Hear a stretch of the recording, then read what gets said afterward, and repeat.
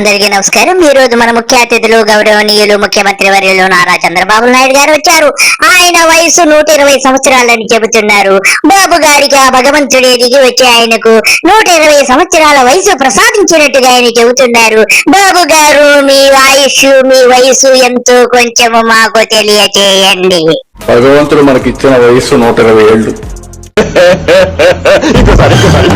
భగవంతుడు మనకిచ్చిన వయసు 120 ఏళ్ళు. బాబు గారు, మీకు 120 సంవత్సరాలు ఎక్కడ సరిపోద్దు బాబు గారు. మీరు చేయవలసినటువంటి ఎన్నో కుట్రలు, కుతంత్రాలు, వెన్నుపోట్లు, ఈవీఎంలు మేనేజ్ చేయడాలు, ఎన్నో పనులున్నాయి బాబు గారు. మీ మంచితనాన్ని నేను తట్టుకోలేకపోతున్నాను బాబు గారు. మీరు ఎంత మంచివారు బాబు గారు. మనిషి మంచోడే, గుణమే గుడిసేది. మినిమం మనం అంతా కూడా మిస్యూజ్ చేస్తున్నాం కాబట్టి చాలా మంది ఇబ్బందులు పాలవుతున్నారు. బాబు గారు, మీరెంత గొప్పవారు బాబు గారు. ప్రజల కోసమే 24 గంటలు ఆలోచిస్తారు. ప్రజల యొక్క ఆయుష్ పెంచడానికి మీరేవేవో చర్యలు తీసుకుంటారని నాకు తెలిసింది బాబు గారు.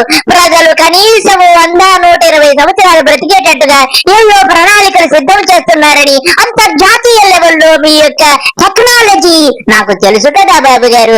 ఏం చేస్తున్నారు బాబు గారు? ఆ విషయాలు కొంచెం చెప్పండి బాబు. దానికి కూడా తొందరలో నేను ఒక ఆరోగ్యం కోసం ఒక best Bill Gate Foundation workout చేస్తున్నా.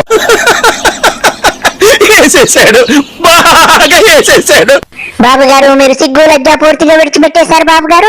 ప్రజల యొక్క ఆయుష్ పెంచడానికి బిల్ గేట్స్ తో మాట్లాడుతున్నావా? నీ ముఖం ఒకసారి అద్దంలో చూసుకో. రాష్ట్రంలో ఉన్నటువంటి ఆరోగ్యశ్రీ పథకానికే దిక్కు లేదు. 2500 కోట్ల బకాయిలు ఉన్నాయని చెప్పి హాస్పిటల్ వాళ్ళందరూ కూడా ఆరోగ్యశ్రీ బయటకెళ్తే ఇప్పటికి వాళ్ళకి చెల్లించకుండా నోటికొచ్చినట్టు మాట్లాడుతున్నావు. నువ్వు పూర్తిగా బయటకి ఇచ్చిపోయావు. నువ్వు సిగ్గు లజ్జ విడిచిపెట్టేశావు బాబు. పుణ్యం పుణ్యం అని పూడ తిప్పుకుంటూ తిరగమాకండి, పుట్టుక్కున పోతారు. నేను చెబుతున్నా, 4-5 పాపాలు గట్టిగా చేసి పడేయండి. 4-5 కాలాలు చల్లగా పడి ఉంటాం. అందుకే అంటారు పాపి చిరాయువు. భగవంతుడు మనకిచ్చిన వయసు 120 ఏళ్ళు. బాబు గారు, నీకు భగవంతుడు 120 సంవత్సరాలు కాదు బాబు గారు, 1200 సంవత్సరాలు ఇవ్వాలి బాబు గారు. మీరు చేయాల్సిన పాపాలు ఎన్నో ఉన్నాయి. మీ అంత పాపిష్టోడు ఎవరు ఉండరు బాబు గారు. మీరు చెప్పినట్టుగానే పాపి చిరాయు బాబు గారు. ఎన్ని పాపాలు చేశారు. మీరు కూడా ప్రజలకు అదే సందేశం ఇస్తారని నాకు తెలుసు బాబు గారు. మీ గొప్పతనం గురించి నాకు తెలియదా? ఇకపోతే మా జగన్ గారు వచ్చారు. జగన్ గారు చెప్పండి, మన రాష్ట్ర పేకాట కింగ్ ఎవరు చెప్పండి. నాకు కూడా కొంచెం అర్థమవుతుంది. మా అనగాని సత్యప్రసాద్ గారు ఉన్నారు కదండి, రెవెన్యూ శాఖ మంత్రి. ఆయన అనుకుంటా నాకు తెలిసి ఆయనే పేకాట కింగ్ అని కూడా అందరూ అంటూ ఉంటారు. రాధాకృష్ణకి చాలా సన్నిహితుడట కదా సార్. ప్రభుత్వంలో ఉన్న మరో ప్యాకెట్ కింగ్ అది కూడా చెప్పాల్సిన పనుల. టీడీపీ నాయకుడు రేపల్ల నుంచి ప్యాకెట్ కింగ్ అంటే ఎవరో మీ అందరికీ తెలిసిందే. డార్లింగ్ మంత్రి అని కూడా అప్పుడప్పుడు రాధాకృష్ణ ముద్దుగా అంటాడు. ఎవరో నేను చెప్పాల్సిన పనులు మీ అందరికీ బాగా తెలిసిన. ఇష్టానుసారంగా ఆయన నడుపుతా ఉన్నాడు. ఈ ప్రాంతం అంతా నాది అని చెప్పి. జగన్ గారు ఈ ఒక్క సత్య ప్రసాదే కాదు జగన్ గారు, రాష్ట్రంలోని కూటమి నేతలందరూ కూడా రాష్ట్రాన్ని దోచుకుంటూ చిన్నబాబు గారి అడుగుజాడల్లో సింగపూర్ కు తోలుకుంటున్నారు. ఇకపోతే మా వెంట్రుక కృష్ణ గారు వచ్చారు. వెంట్రుక కృష్ణ గారు ఎంతో బాధపడుతున్నారు. బాబు గారి మీద ఎన్నో కేసులున్నాయి. ఇటువంటి క్రిమినల్ మనకు అవసరమని కూడా అంటున్నారు. చెప్పండి వెంకట కృష్ణ గారు, ఎన్ని కేసులున్నాయి బాబు గారి మీద? 30 రాష్ట్రాల్లో క్రిమినల్ కేసులు ఉన్న ముఖ్యమంత్రుల జాబితా తయారు చేస్తే టాప్ 5లో ఆంధ్రప్రదేశ్ ముఖ్యమంత్రి నారా చంద్రబాబు నాయుడు గారి పైన 19 కేసులున్నాయి. వెంట్రుక కృష్ణ గారు, మీరు బాధపడకండి. బాబు గారి 19 కేసులే మనకి తెలుసు. తెలియని కేసులు నాకు తెలిసి కనీసం 100 కేసులు ఉంటాయి. ఇకపోతే పవన్ కళ్యాణ్ గారు బాబు గారి మీద చాలా కోపముతో ఉన్నారు. క్రిమినల్ రాజ్యాలు ఏరుతా ఉంటే నాకు చిరాకు. నాకు ఒక రాష్ట్ర ముఖ్యమంత్రి దోపిడీదారుడైతే ఏం చేయాలి? డిసిఎం గారు, మీకు సిగ్గు లజ్జ లేదు కాబట్టి బాబు గారు ఎంత దోచుకున్నా అన్ని మూసుకొని ప్యాకేజీ దొబ్బి హాయిగా మంచం కింద మందు కొట్టుకుని పడుకోవాలని మీకు తెలుసు కదా. మరి ప్రజలను అడిగితే ఏం బాగుంటది? మీకు తెలియని వేషాలు ఏమైనా ఉన్నాయా? పవన్ కళ్యాణ్ గారు చెప్పండి. నేర చరిత్ర రాజకీయాలకు వచ్చి వీడా మనల్ని పాలించేది, ఈ సన్నాసుల మనల్ని పాలించేది, ఈ దరిద్రుల మనల్ని పాలించేది. సిగ్గు ఉండాలి మనకి ఇలాంటి నేర చరిత్రల చేత పాలింపబడటానికి. పవన్ కళ్యాణ్ గారు, మిమ్మల్ని అభినందించకుండా ఉండలేకపోతున్నాను. అయినా మీరు ఎప్పుడు సత్యాలే మాట్లాడతారు. మీకు సిగ్గు, లజ్జ, మానము, అభిమానం ఏమీ లేవు కదా. మీరన్నీ విడిచిపెట్టేశారు, బరి తెగించిపోయారు పవన్ కళ్యాణ్. ఇకపోతే మా బాబు గారు వచ్చారు, ఆయన ఏదో డాష్ డాష్ అంటున్నారు. ఆయన డాష్ ఏంటో నాకు అర్థం కాక తల పట్టుకుంటున్నాను. బాబు గారు చెప్పండి, ఆ డాష్ ఏమిటో చెప్పండి బాబు గారు. డాష్ డాష్ డాష్ అను నేను అవునా, నిజమా?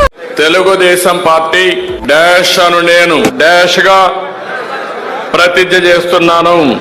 అమ్మ బాబోయ్, వీడితో చాలా డేంజర్. బాబు గారు, మీరు చెప్పినట్టుగానే మీరు పెద్ద డాష్ అని చెప్పి రాష్ట్ర ప్రజలందరూ అనుకుంటున్నారు. బాబు గారు, ఏమైనా గాని మీ డాష్ గురించి మీరే చెప్పుకోవాలి. డాష్ బాబు గారు, నాకు చాలా సంతోషంగా ఉంటుంది బాబు గారు. మీరు గాని పవన్ కళ్యాణ్ గాని మీ గురించి మీరు చెప్పుకుంటుంటే నా ఆనందం అవధులు ఉండదు డాష్ బాబు గారు. ఇకపోతే మీ గురించి రాష్ట్ర ప్రజలు ఏమనుకుంటున్నారు ఒక్కసారి విందాము. చెప్పు పెద్ద ఆయన. దొంగలు కలిసి మీరు కూటమి ప్రభుత్వాన్ని దొంగ పేరు పెట్టుకుని ప్రజలు ఎవరైనా కళ్ళు గంతలు కట్టుకుంటారా గాంధారీలాగా? చంద్రబాబు నాయుడు ఒకటే చెప్తున్నా, ఇది పులివెందల పులిబిడ్డ. ఈ రోజు ఓటమి చెందాలనుకుంటున్నారా మీరు? ఆ రోజులో మీరు బీజేపీ కేంద్ర పార్టీతో మొత్తం పెట్టుకుని దొంగ ఓటింగ్ యంత్రాలు పెట్టి దొంగ ఓట్లతో మీరు ప్రభుత్వాన్ని స్థాపించారు. ఈ ప్రభుత్వం కూలిపోతుంది, కంగారు పడకు. మేము తయారు చేస్తాం. మీరు రెడ్ బుక్ అయితే మేము డిజిటల్ బుక్ తయారు చేస్తున్నాం. మీరు శ్రీలంకలో దాగున్నా, రెస్టాలో దాగున్నా మిమ్మల్ని కాలం పట్టుకుని వచ్చి మేము ఇక్కడ శిక్షతో పోతే మా యొక్క వైఎస్ఆర్ పార్టీయే కాదు, వెళ్లిపోటుదారుడు నువ్వు సొంత కూతురిచ్చిన రామారావుకే వెళ్లిపోటు పడిచావు. ఈ రోజు పవన్ కళ్యాణ్ గారు చెప్తున్నాడు, పవన్ కళ్యాణ్ ఊరు నా ఊరు ఒకటే మొగల్తూరు. అలాడు సినిమా యాక్టర్గా 2 కోట్లు సంపాదించి వాళ్ళు ఇల్లు వదిలేస్తే ఆ ఊరు పిల్లలు వెళ్ళి ఏమండి మేము లైబ్రరీ పెట్టుకుంటాం, చిరంజీవి గారు పవన్ కళ్యాణ్ గారు అంటే వాళ్ళు ఇస్తామని చెప్పేసి అంత కోట్లు సంపాదించి ఇల్లు అభివృద్ధి తగిన మీరు మొగల్తూరుకి వెళ్ళిపోటు పవన్ కళ్యాణ్ నువ్వు మా యొక్క జగన్ కాలు గొట్టు కూడా పనిచేయమని ఆలోచించుకో. రాజకీయంలో పులి. బాబు గారు, విన్నారు కదా మీ పట్ల ప్రజలకు ఎంత ప్రేమ ఉందో. చాలా చక్కగా చెప్పారు పెద్ద. ఆయనకపోతే ఈయన వచ్చారు. బాబు చెప్పండి, మీరు నిరుద్యోగ భృతి మీకు వస్తుందా? మీరు ఏమి చదువుకున్నారు? అన్ని విషయాలు మాకు చెప్పండి. చూస్తున్నాం కదండి ప్రభుత్వం ఎవరుందో నిత్యావసర వస్తువులు ధరలు తగ్గుతాయన్నారు. తగ్గేయండి. అక్కడ కరెంటు బిల్లు బాధలే బాధుడు. అప్పుడు జగన్ అని కరెంటు బిల్లు బాధేస్తున్నాడు. ఇప్పుడు బాధ ఏదండి? ఒక సామాన్యుడికి బిల్లు ఎంత అండి? 200 యూనిట్లు కలిస్తే 500 రూపాయల బిల్లా? అదేమిటి బాబు? బాబు గారు, అన్ని ధరలు తగ్గించేశాము, GST తగ్గించేశాము, ప్రతిదీ నిత్యావసర వస్తువులు 2 రూపాయలకే దొరుకుతున్నాయంటే మీరు ఇలాగంటే నేను ఒప్పుకోనికపోతే మీరేమి చదువుకున్నారు? నిరుద్యోగ భృతి గురించి చెప్పండి. నేను డిగ్రీ అయిందండి. నాది నాకు నిరుద్యోగ భృతి ఏదండి, నాకు ఉపాధి ఏదండి. ఇకపోతే ఇంకొక బ్రదర్ వచ్చారు. ఆయన మన బాబు గారి యొక్క గొప్పతనం గురించి చెబుతానంటున్నారు. ఆయన ఇచ్చే పథకాల గురించి ఎంతో చక్కగా వివరిస్తున్నారు. ఆయన ఆనందానికి అవధులు లేవు. చెప్పండి బ్రదర్, మీరు మా బాబు గారి గురించి గొప్పతనములు అన్ని. యాజమాన్లు ఇస్తున్నాను 2 సంవత్సరాలు ఎగ్గొట్టారు. చదువుకున్న ప్రతి కుర్రోళ్ళకి నిరుద్యోగ భృతి ఇస్తున్నాడు. నిరుద్యోగ భృతి ఎగ్గొట్టాడు. 50 సంవత్సరాలకే పెన్షన్ అన్నాడు. 50 సంవత్సరాల పెన్షన్ ఎగనామా పెట్టాడు. వాళ్ళకి ఏమైనా 1500 ఇస్తానన్నాడు. ప్రతి 18 సంవత్సరాల దాటిన ఆడపిల్లలందరికీ కూడా రాష్ట్రం మొత్తం మీద నెలకి 1500 చొప్పున ఆసరా ఇస్తానన్నాడు. వాళ్ళకి ఏమైనా సిద్ధశుద్ధి ఉంటే ఈ 2 సంవత్సరాలతో కలిపి ఈ మొత్తం 5 సంవత్సరాల డబ్బులు జగన్మోహన్ రెడ్డి లాగా ఏది చూపించమనండి. పెన్షన్ ఎక్కడుంది? మీడియా మీరు కూడా ప్రశ్నించాలి. మీడియా 20 లక్షల ఉద్యోగాలు ఇస్తున్నారు, లేదంటే నిరుద్యోగ 3000 ఇస్తున్నారు. 20 లక్షల ఉద్యోగాలు వస్తుంటారు. యువత అంతా ఎందుకు ఖాళీగా ఉంటారు? ఉద్యోగాలు ఏంటి? వచ్చిన వాళ్ళు వాలంటీర్లు తీసేసి బోర్ని రోడ్డు పడుతున్నారు. ఆ 5,000తో కుటుంబం బతికింది. ఉన్న ఉద్యోగాలు తీయకుండా ఉంటే చూద్దాం. చంద్రబాబు నాయుడు గారు ఎప్పుడు కూడా మోసం వద్దాక ప్రజలు మోసం చేయడమే అతను తాలూకు. జగన్మోహన్ రెడ్డి గారు డెవలప్మెంట్ చేశారు, చేసి తీయారు కూడా. ఎందుకంటే 2 సంవత్సరాలు కరోనా తిన్నది. ప్రతి ఒక్కరిని కరోనా కష్టకాలంలో ఆదుకొని మరి తర్వాత 2 సంవత్సరాలు అతను పరిపాలన చేశాడు. ఆ 2 సంవత్సరాల్లో సుమారు ఒక్కో సచివాలయం, రైతు భరోసా కేంద్రం, సచివాలయం, పంచాయతీ ఆఫీసులు, మొత్తం వెల్నెస్ సెంటర్లు, ఆరోగ్యం బాగుండాలని చెప్పేసి ఒక్కొక్క పంచాయతీకి ₹1 నిధులు ఎట్ టైం ఇచ్చి రైస్ బళ్ళు, బియ్యం బళ్ళు, ఆరోగ్యశ్రీ అన్ని ఇచ్చి అదంతా మామూలు పరిపాలనలో భాగం కదా. మరి బిల్డింగ్ కట్టారు, ఊర్లో సచివాలయం బిల్డింగ్లు కట్టారు, అదంతా పరిపాలనలో భాగంగా. ఈ ఫ్రీ బస్ వల్ల ఆటో కార్మికులు అందరూ రోడ్లు పడ్డారు. అందులో మమ్మటం లేదండి. నేను ఆటో కార్మికుడినే 15,000 వేసాం, మీరు పండుగ చేసుకోండి అంటున్నారు ఆటో డ్రైవర్లు. దేనికంటే పండుగ ఈ 15,000 వేయకపోయినప్పుడు అంతకు ముందు జగన్ గారు 10,000 వేశారు ఊరికినే. అప్పుడు ఫ్రీ బస్ లేదండి, ఫ్రీ బస్ లేకుండానే అప్పుడు 10,000 వేశారు అప్పుడు.